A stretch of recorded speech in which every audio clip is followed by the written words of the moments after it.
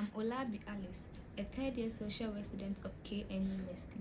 In this video, I'll talk about the Article 5 of the United Nations Declaration of Human Rights. Before that, I'll give a brief introduction of how this declaration came about.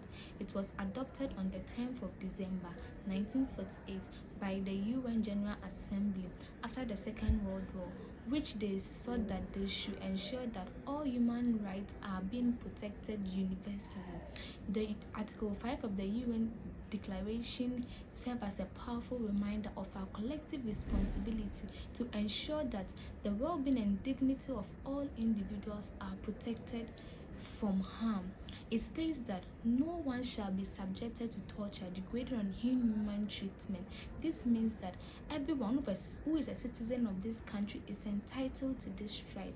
This article has been effective because there are several international treaties and laws that aim to prevent human rights torture. This treaties has been formed. An example is the Convention Against Torture. Also, there have been the establishment of courts which fight against human rights torture. People who suffer torture or degrading treatment are not far from us. In this country, I believe adhering to this article is, to a larger extent, is not being effective.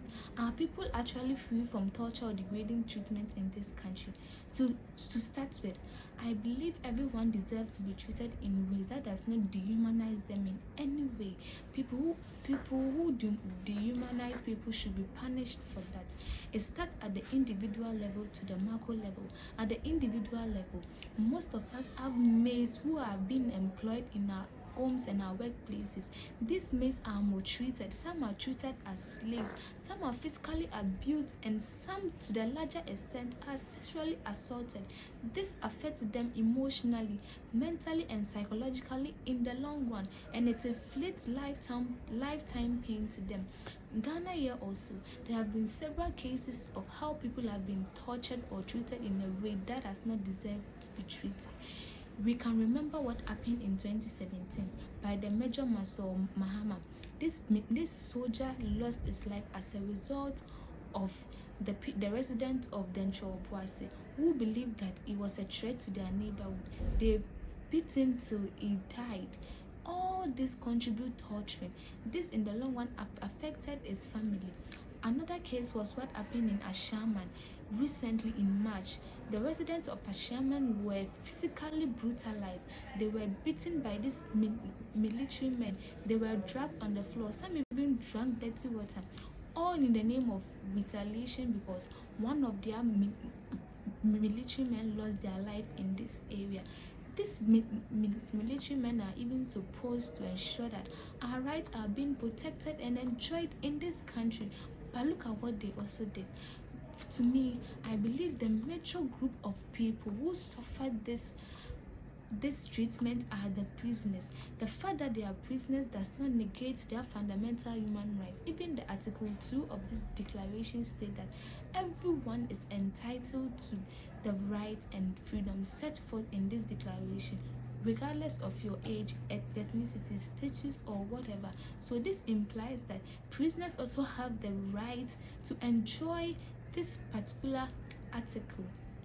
But look at the conditions where our prisoners live in.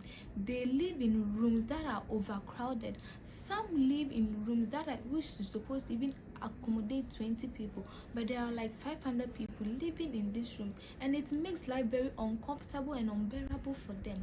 The prisons there are supposed to reform them and not to make them hardened criminals.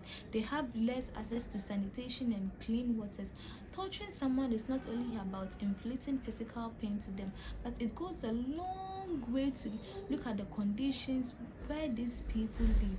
To conclude, I will encourage that to adhere to this article. It is a collective responsibility from the individual level to the government level. I also encourage that there should be the creation of awareness that will make individuals understand the gravity of this violation, and perpetrators of this law should be also punished very, very well to serve as a lesson to other people.